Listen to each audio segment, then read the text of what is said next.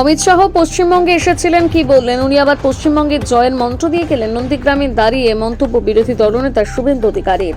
আজ সন্ধ্যায় নন্দীগ্রাম 1 নম্বর ব্লকের নন্দীগ্রাম টাউন ক্লাবের সামনে বজরং কমিটি হনুমান পুজো উপস্থিত হয়ে শুভেন্দু অধিকারী বলেন, এখানকার ইতিহাস আছে। আমি বিজেপিতে জয়েন করেছিলাম, তারপর এখানে ধর্মীয় অনুষ্ঠান হয়েছিল। 4টে বাসায় মহিলারা আসছিলেন এখানে প্রসাদ খেতে। 45 জনকে মেরেছিল। 60 থেকে 65 বছরের বৃদ্ধদের ছাড়েনি, এরা রক্ত দিয়েছে। এছাড়াও বলেন, অমিত শাহ পশ্চিমবঙ্গ সফরে এসেছেন, পশ্চিমবঙ্গ জয়ের মন্ত্র দিয়ে গেছেন। এবং আমাদের মূল যে উৎসব গতকাল আমাদের রাষ্ট্রবাদী টাউন ক্লাবের উদ্যোগে পালিত হয়েছে এবং তার দ্বিতীয় দিনে এখানে আমাদের ধর্মীয় গান, আলোচনা ইত্যাদি হচ্ছে। যেহেতু ভারতবর্ষের যশস্বী স্বরাষ্ট্রমন্ত্রী অমিত শাহজি কলকাতায় ছিলেন, তাই গতকাল আমি আসতে পারিনি। আজকে এসে বজরংবলীর পায়ে ফুল দিলাম, ধূপ দিলাম এবং আরতি করার মধ্য দিয়ে আমার যে সনাতন সংস্কৃতির যে ধারা মেনে আমার যে কর্ম, আমি একজন হিন্দু হিসেবে সেটা করলাম।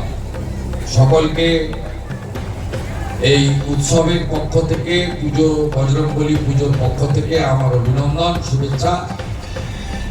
প্রত্যেক বছরই আমি এখানে আসি ও বিশেষ করে আমার 2021 সালে এই বজরংবলীর পুজোতে কোনো রাজনৈতিক পতাকা ছাড়াই ধ্বজ লাগিয়ে সোনাচূড়া থেকে 4টি বাসে করে হিন্দু পুণ্যার্থীরা বজরংবলী পূজার অনুষ্ঠানে প্রসাদ গ্রহণের জন্য আসছিলেন।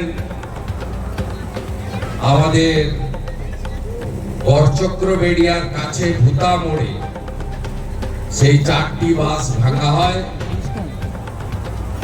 অনেক বয়স্ক মহিলার উপরে আক্রমণ। প্রতি বছর আসে। গতকাল মূল অনুষ্ঠান ছিল, সম্মানীয় স্বরাষ্ট্রমন্ত্রী থাকার জন্য আসতে পারিনি। এর ইতিহাস আছে। আমি বিজেপিতে জয়েন করেছিলাম, তারপরে এখানে ধর্মীয় অনুষ্ঠান হয়েছিল। 2021 জানুয়ারি মাসে পুজো ছিল, তখন ডিসেম্বরে হয়নি, সম্ভবত 22 জানুয়ারি ছিল, 21-22 ছিল। 4টে বাসে মহিলারা আসছিল এখানে প্রসাদ খেতে, আর ওই শোভাযাত্রা হয় সকালবেলা যোগ দিতে। 45 জনকে মেরেছিল। 60-65 বছরের বৃদ্ধাদের, কোনো বিজেপির পতাকা ছিল না, ধ্বজ ছিল বজরংবলী। তো এরা রক্ত দিয়েছে না হিন্দুত্বের জন্য এবং আমার জন্য।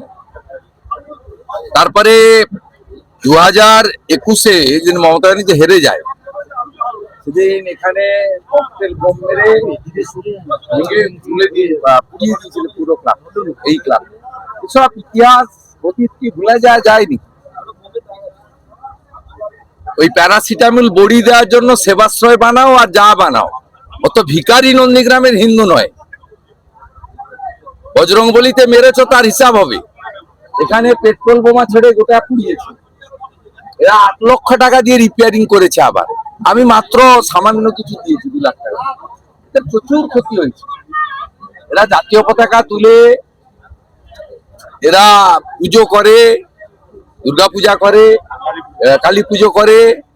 এরা হিন্দুত্বের ধ্বজা ধরে রেখেছে এখানে, হিন্দু বজরংবলী নিত্য পূজা করে। এই জন্যই এরা এসব এদের টার্গেট।